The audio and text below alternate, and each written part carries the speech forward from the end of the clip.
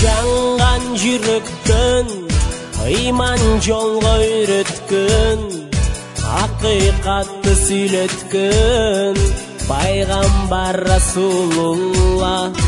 Тура жолды баштадың, артқа қадам баспадың, Алланы айтып мақтадың, Мұхаммед Расулулла. Аллаху Алла, өмірім сенде Алла. Аллаху Алла, ла илаха илlallah. Аллаху Алла, меремең чексіз Алла. Аллаху Алла, Раббим Алла.